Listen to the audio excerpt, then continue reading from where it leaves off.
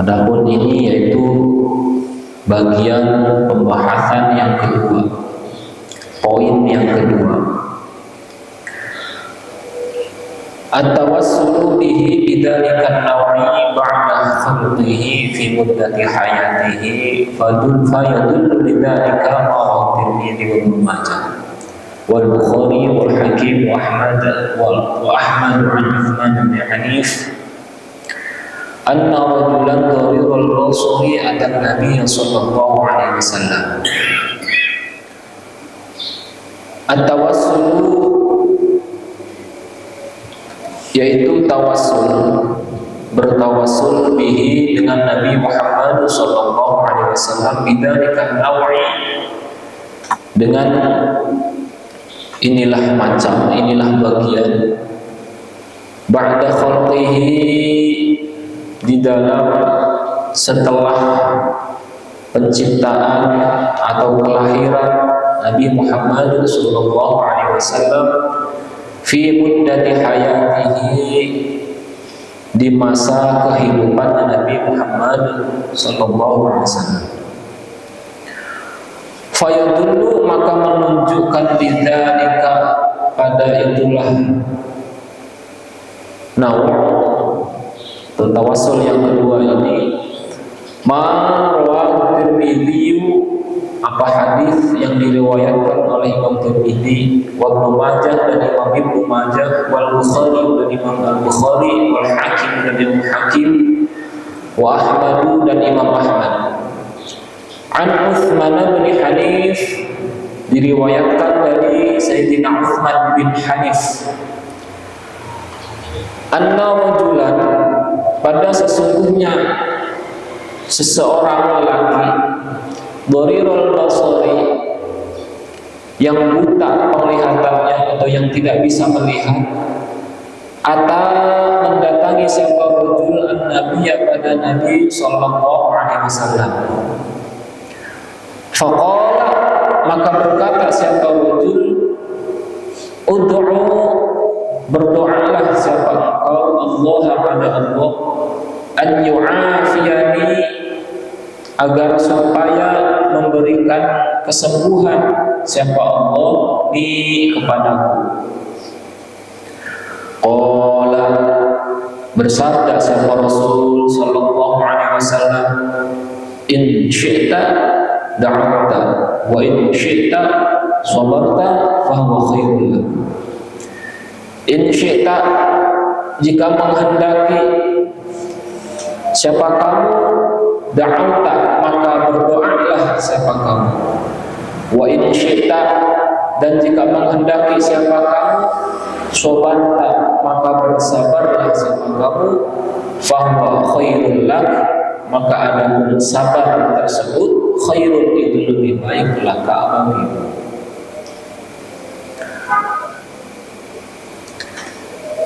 Pada bagian yang kedua, pembahasan yang kedua tentang bagaimana sih pembolehan bertawassul kepada Nabi Muhammad SAW. Ini kan dibagi menjadi 3 poin, 3 pembahasan. Pada kesempatan yang sebelumnya kita sudah membahas tentang bertawassul kepada Nabi Muhammad di saat beliaunya belum terlahir, di saat beliaunya belum tercipta, masih berupa roh atau nur, atau kita sering kenal, kita sebut sebagai Nur Muhammad. Itu kita bertawassul kepada Nur Muhammad atau Ruh Muhammad yang jasadnya belum terlahir atau belum diciptakan oleh Allah Subhanahu wa taala. Nah, pada bagian yang kedua ini yaitu tentang bertawassul kepada Nabi Muhammad di saat beliau sudah terlahir atau di saat beliau sudah ada di alam dunia, pada saat di masa-masa kehidupannya di alam dunia. Maka itu sama juga dihukumi boleh, dan bahkan itu menunjukkan pembolehannya tersebut merujuk merujuk pada sebuah hadis yang diriwayatkan oleh Imam Tirmidzi, dikuatkan oleh Ibnu Majah, Imam Bukhari, Al-Hakim, dan Imam Ahmad. Jadi ini periwayatannya kalau sudah imam berjejer ini sudah tidak diragukan lagi kesahihannya, sudah pasti sahih. Apalagi di sini ada nama Al-Bukhari yang mana sepakat seluruh pengkaji hadis ketika hadis itu kok jalurnya dari Imam Bukhari, nah itu sudah pasti sahih, sudah pasti sahih. Nah, hadis ini diriwayatkan dari Sayyidina Utsman bin Hanif bahwa suatu ketika ada seorang laki-laki yang buta, matanya sudah tidak bisa melihat. Di sini tidak diceritakan secara detail si laki-laki ini butanya nggak tahu dari lahir atau memang buta karena penyakit. Yang pasti si laki-laki ini dalam keadaan sudah tidak bisa melihat. Kemudian si laki-laki ini mendatangi Rasulullah SAW untuk meminta didoakan supaya matanya sembuh, ya, supaya matanya bisa melihat lagi. Kemudian dijawab oleh Rasul, in syi'ta da'anta wa in syi'ta sabarta. Jika kamu suka, ya silahkan kamu berdoa, kata Nabi. Tapi jika kamu menghendaki sabar, sabar itu lebih baik bagi kamu. Jadi minta doa sama Nabi tidak langsung didoakan, tapi terlebih dahulu dikasih nasihat. Ya. Ya kalau memang kamu pengen sembuh, ya doa, kata Nabi. Berobat, doa, berobat.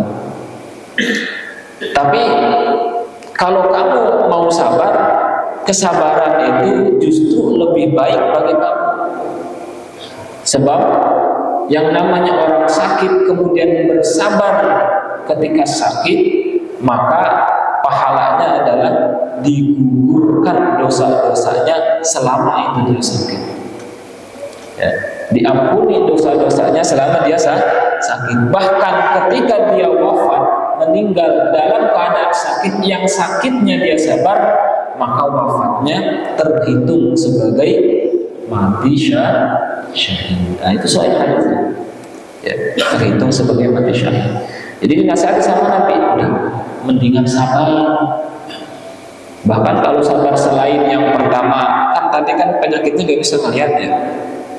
Yang pertama kalau dia sabar nggak bisa ngelihat, dosanya diampuni. Yang kedua otomatis dosa dari mata sudah tidak akan mendapatkan karena kan nggak bisa melihat.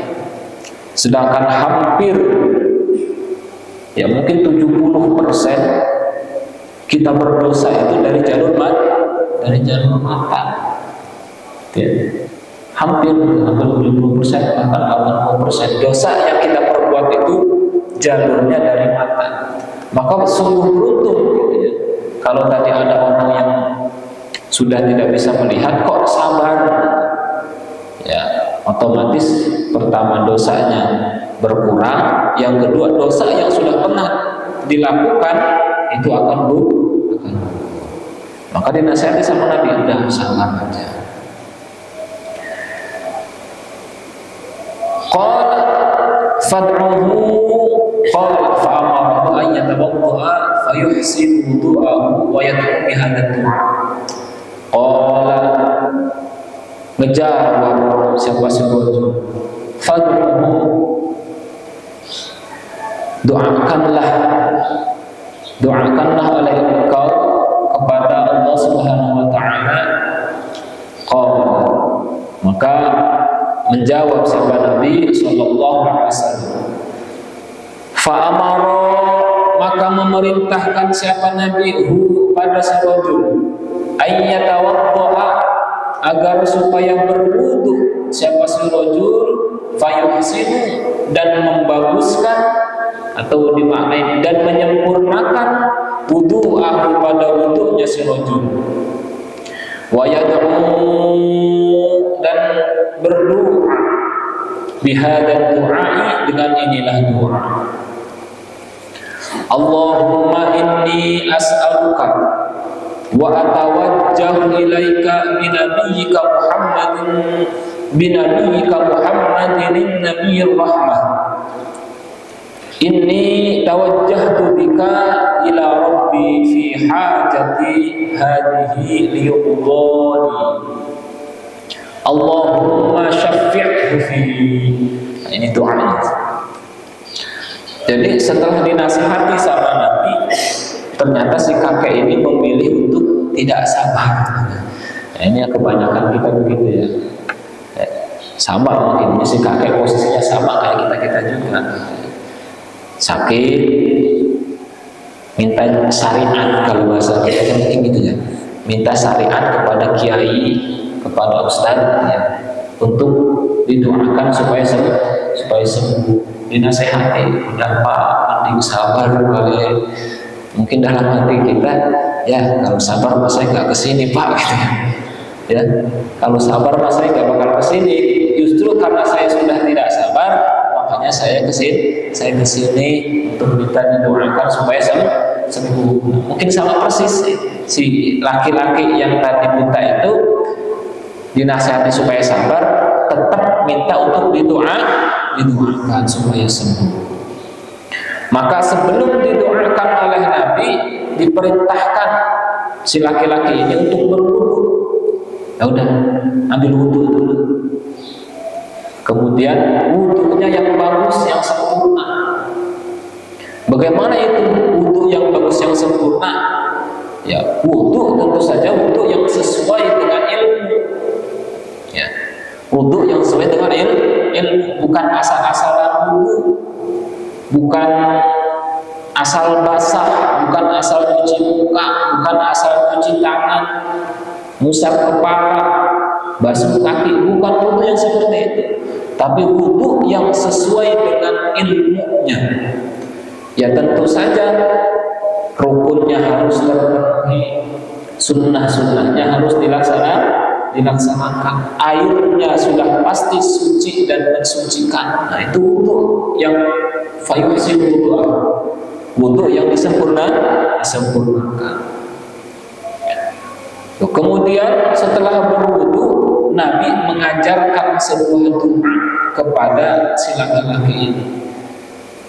Jadi bukan Nabi langsung yang berdoa, tapi sama Nabi dikasih amalan. Kalau bahasa santrinya mah dikasih amalan untuk doa sendiri. Tuh, biasanya gitu. Kiai yang bijak, ustadz yang bijak, atau habib yang bijak, ketika ada jamaah, ada santri yang meminta untuk didoakan, biasanya mah gitu. Beliau mah jangan ditanya, atau udah pasti setiap malamnya mah mendoakan kepada santrinya, kepada jamaahnya, kepada lingkungannya. Udah pasti di setiap malamnya, di setiap tahajudnya itu mendoakan. Nah, adapun yang khusus seperti tadi contohnya minta doa kesembuhan, maka biasanya yang pertama dikasih amalan, dikasih wiridan, dikasih doa khusus untuk dikerjakan sendiri. Ya. Nah, ini pun para kiai, para ulama tersebut yang mencontoh dari Nabi. Nah, ini Nabi juga begitu. Jadi tidak langsung mendoakan, karena otomatis Nabi udah pasti umatnya selalu didoakan. Nah, adapun yang khusus seperti ini, maka Nabi kasih amalan, kasih doa khusus. Nah, ini doanya.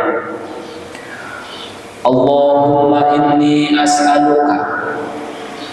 Ya Allah, ini sesungguhnya aku as'aluka, memohon siapa aku kepadamu, wa tawajjah, dan menghadap siapa aku ilaika kepadamu, binabiyyika, dengan haknya nabimu, Muhammadin Nabiyur Rahmah, jelasnya Nabi Muhammad yang merupakan Nabi-Nya Rahmah.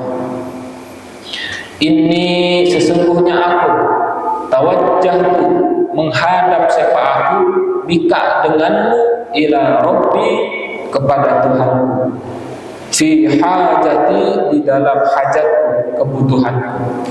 Hadihi, yang ini, berarti tadi hajatnya apa? Kesembuhan dari buta. Berarti ini hadihi titik sebutkan hajatnya. Ya. Kalau kita punya utang berarti hadihi bayar utang, gitu ya.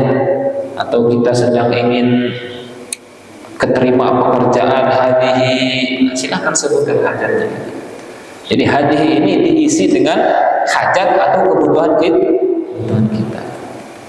Liyuqdali, agar supaya mengabulkan siapa engkau, lituqdali, agar supaya mengabulkan siapa engkau, kepadamu. Allahumma, ya Allah, syafi'hu, berikanlah syafaat dengan Nabi, pada Nabi Muhammad sallallahu alaihi wasallam, fi, kepadaku. Nah, ini doa yang tercantum di dalam hadis ini boleh diamalkan bahkan tanpa ijazah, ya, karena ini sudah langsung diijazahkan oleh Nabi Muhammad sallallahu alaihi wasallam. Jadi ini bisa kita amalkan, ya, yang sedang berhajat, punya kebutuhan, punya keinginan, ini boleh dibaca. Walaupun ini asbabul wurudnya, ya, ketentuan hadisnya ini keluar gara-gara ada orang buta minta kesembuhan, tapi kegunaannya bisa umum, karena di sini kan tidak ada spesifik, tidak ada khusus untuk kesembuhan dari buta. Di sini bahasanya umum, ya, hajati, berarti apapun kebutuhan kita bisa menggunakan doa ini, ya. Kemudian singkat cerita, qala Tirmidzi, berkata siapa Imam Tirmidzi, hadza hadisun hasanun, adapun ini yaitu hadis yang hasan, sahih yang sahih, gharibun yang gharib, illa min hadzal wajhi, kecuali dari wajah yang ini.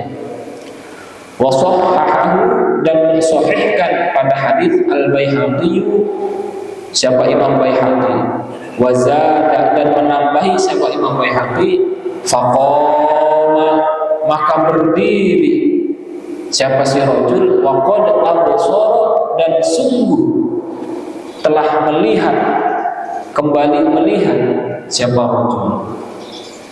Wa fi riwayatin, di dalam suatu riwayat, fa fa'ala rajul, maka mengerjakan siapa si rajul, si laki-laki tadi, fa bari'a, maka tersembuhkan. Bahasa asalnya bari'a itu terbebaskan, berarti kalau tadinya sakit, terbebas sakitnya. Kalau yang tadinya buta, terbebas dari buta. Lil hali, di dalam seketika itu. Nah, singkat cerita, setelah dikasih doa tadi, diajari doa tadi oleh Rasul, dan si laki-laki tersebut mempraktekkan, maka, dan biasanya kan doa kan sambil duduk, ya. Doa itu biasanya sambil duduk bersimpuh. Selesai berdoa, itu si laki-laki berdiri, dan ketika berdiri tiba-tiba berai aja gitu. Matanya kembali bisa melihat. Atau redaksi yang lain, fabari alil hal, seketika itu dapat melihat, berarti nggak nunggu berdiri. Kalau redaksinya seketika itu bisa melihat, berarti selesai doa, ya. Mungkin kalau kita mau pakai musab wajah dulu, ya, biasanya kalau doa kan alhamdulillahirobbilalamin, langsung bisa melihat. Tokcer, doanya tokcer. Nah, terus kalau kita mengamalkan doa ini, apakah tokcer juga? Ya yakin aja. Ya cuman kita harus penting juga untuk sadar diri Ini mah yang ngasih doanya Nabi Muhammad langsung, yang berdoanya sahabat. Ya.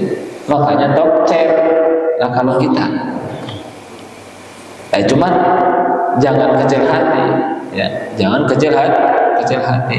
Keyakinan keimanan kita kalau sekuat para sahabat, maka tingkat ijabahnya, tingkat kabulnya pun akan sama. Kadang kan kita gitu, nggak yakin, ya.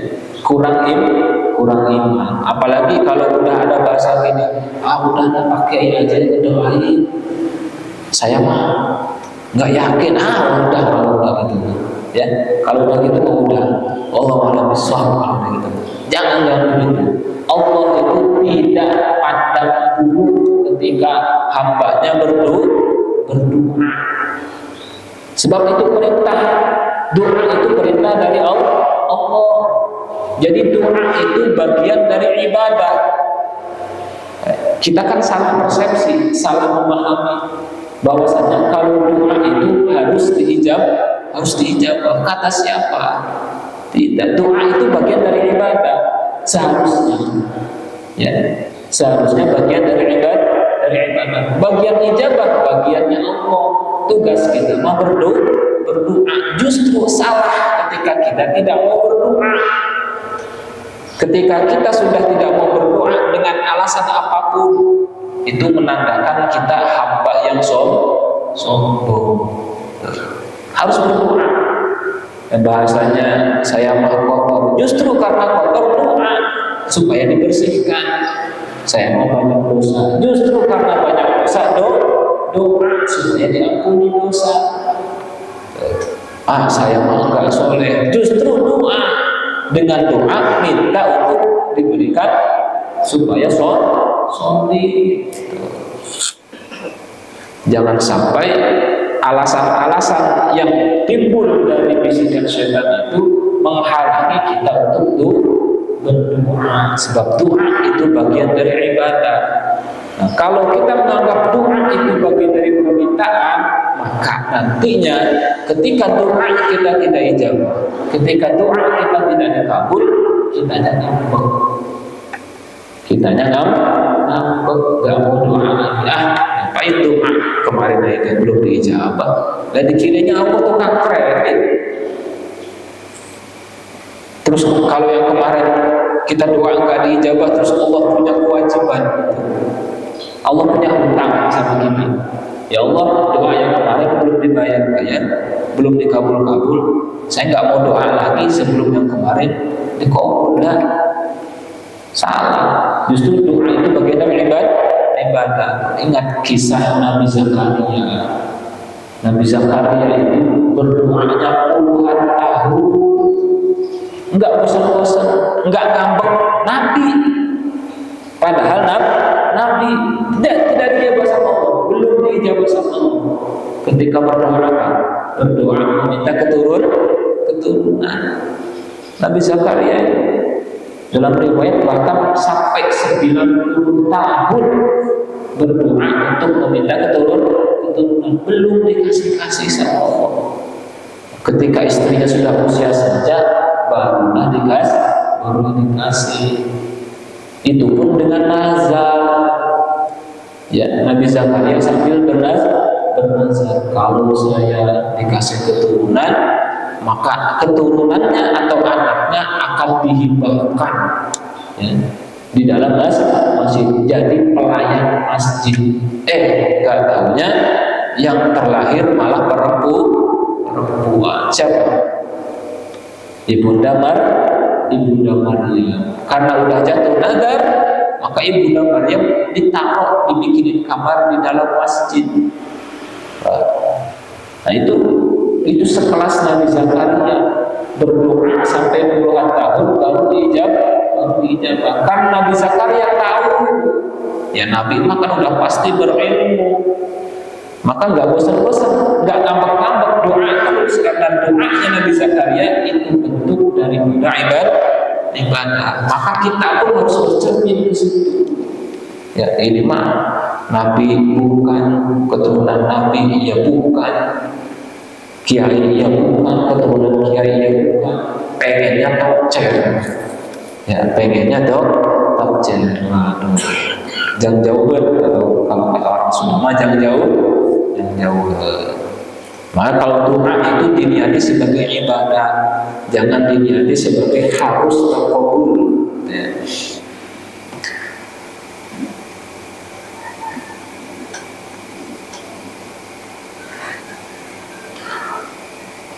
Fafi hadzal hadithi, maka di dalam ini hadis dalilun, adapun dalil atau petunjuk wadihun yang jelas ala jawazil tawassuli, atas pembolehannya bertawassul, wat tawajjuhi dan bertawajjuh bihi dengan Nabi Muhammad sallallahu alaihi wasallam.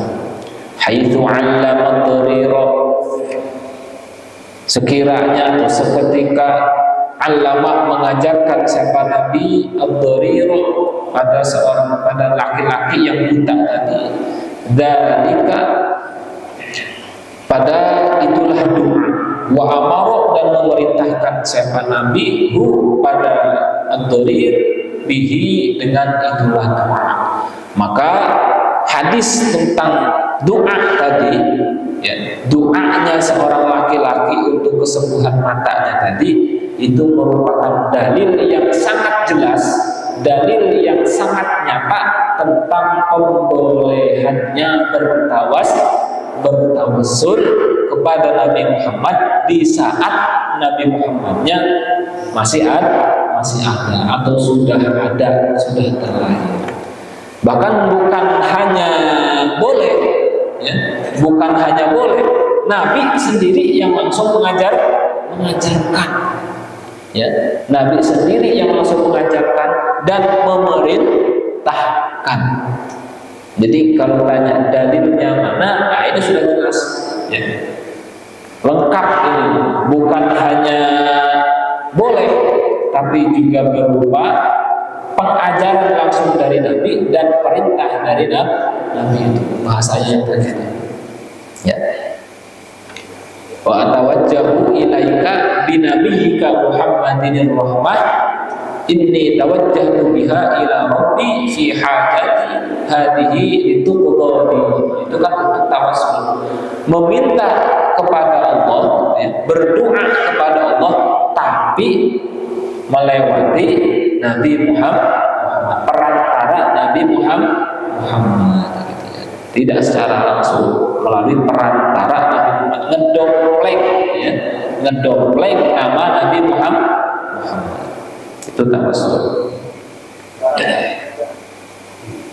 Al-halatu tsalitsatu, bagian pembahasan yang ketiga, at-tawassulu bihi ba'da mautihi, yaitu bertawassul kepada Nabi Muhammad ba'da mautihi, setelah wafatnya Nabi Muhammad sallallahu alaihi wasallam. Kita melanjut kepada poin terakhir tentang tawassul kepada Nabi Muhammad, yaitu ketika Nabi Muhammadnya sudah wafat. Fayadullu lidzalika, maka menunjukkan lidzalika, dengan inilah tawassul, marwahu, apa hadis rawa yang meriwayatkan pada hadis At-Tabrani, siapa Imam Tabrani fil Mu'jam as-Shaghir wal Kabir, di dalam kitabnya, yaitu kitab Mu'jam Shaghir wal Kabir.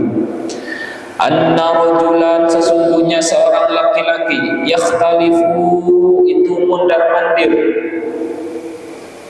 ila Utsman bin Affan, kepada sahabat Sayyidina Utsman bin Affan radhiyallahu anhu, fi hajatin, di dalam suatu hajat, lahu, pada itulah serajul.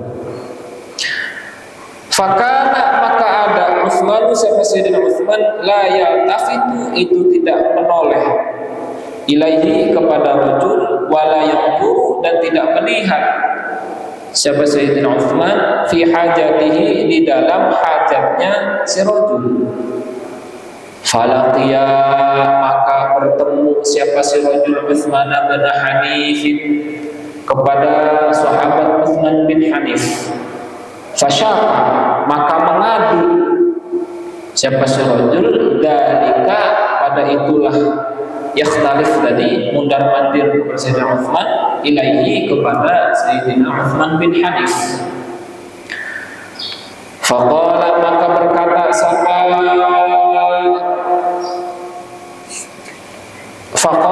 berkata lahu kepada si rajul Utsman bin Hanif, siapa? Sayyidina Utsman bin Hanif. I'til midata fatawadda thumma til masjida fasalli fihi rak'ataini thumma qul. I'til, datangilah al-midata pada tempat wudu. Fatawadda, maka berwudulah siapa kamu. Thumma ti, kemudian mendatangi siapa kamu al-masjida pada masjid. Fasalli, maka salatlah siapa kamu fihi di dalam masjid rak'ataini pada 2 rakaat. Thumma qul, kemudian katakanlah atau berdoalah, Allahumma inni as'aluka wa atawajjahu ilaika bi nabiyyina Muhammadin sallallahu alaihi wasallam nabiyyur rahmah. Ya Muhammad, inni tawajjahtu bika ila rabbi fayaqdi hajati ila akhir.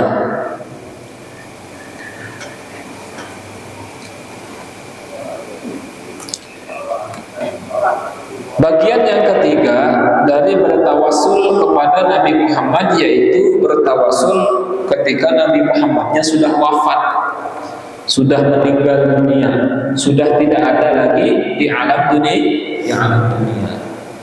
Maka ini merujuk kepada sebuah hadis yang diriwayatkan oleh Imam Tabrani di dalam kitabnya Al-Mu'jam Shaghir wal Kabir. Diceritakan ada seorang laki-laki yang mondar-mandir mendatangi Sayyidina Utsman bin Affan.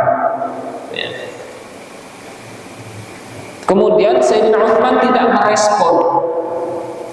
meresponnya. Jadi ada sahabat gitu ya, mendatangi Sayyidina Utsman untuk suatu hajat, suatu permintaan, ya, suatu keinginan.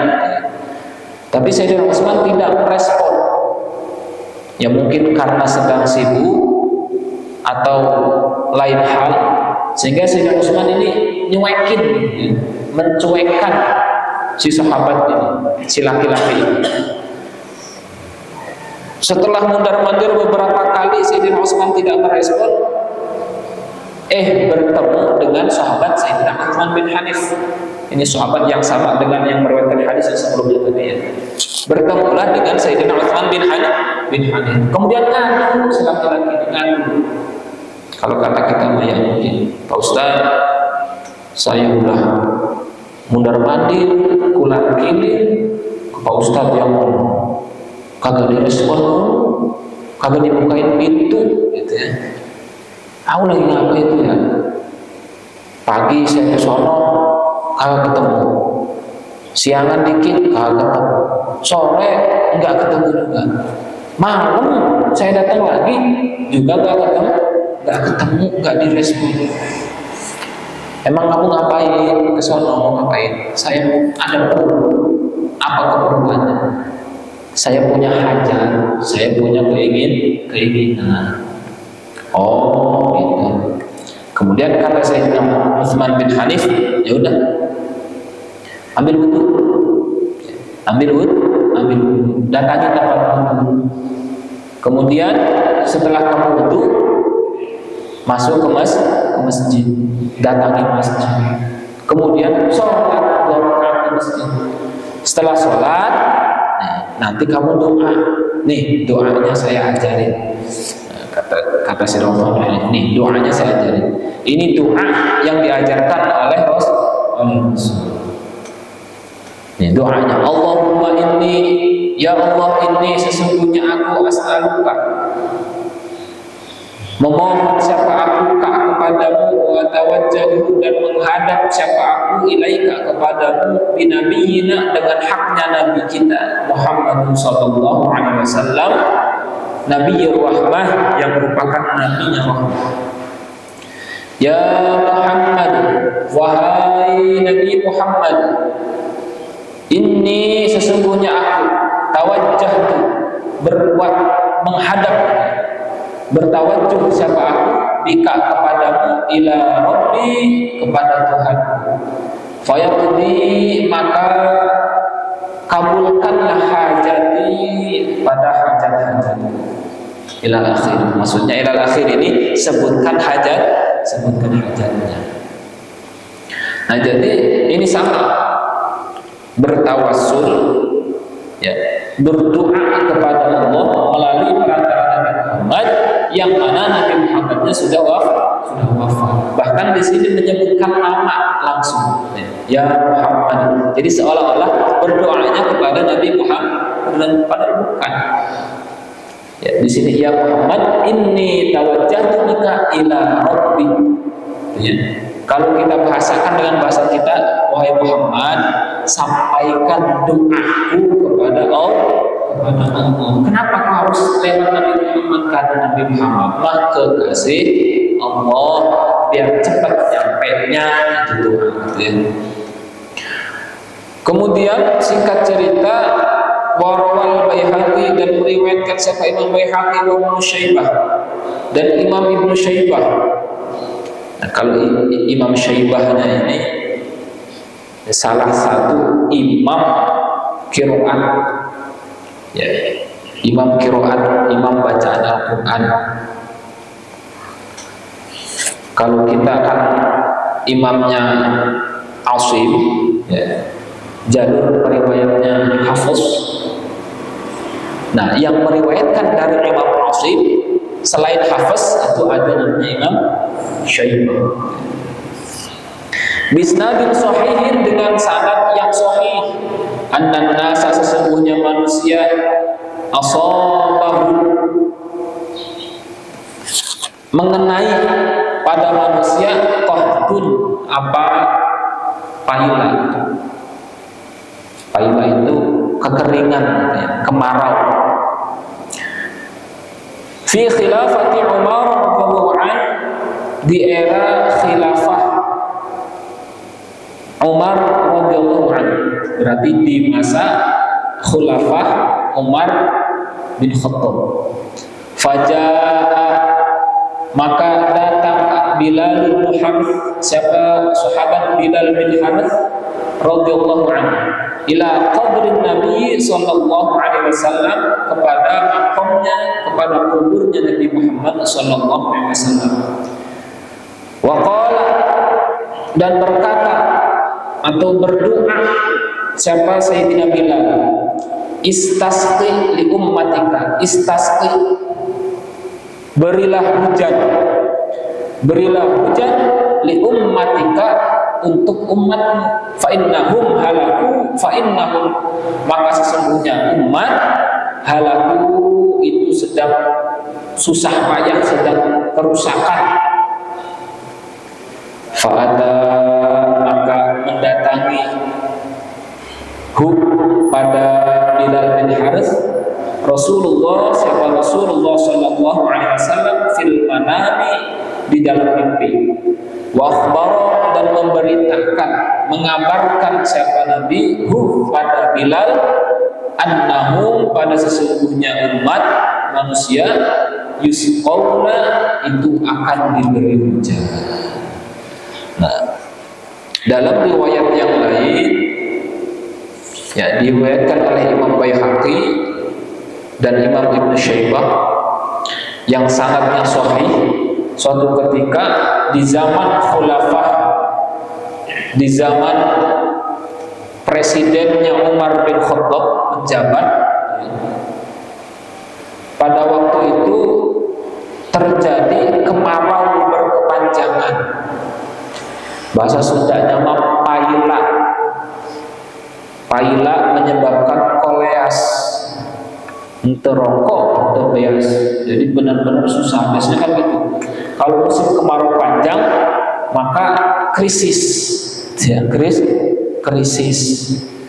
Ya, yang bertani otomatis krisis, gitu ya.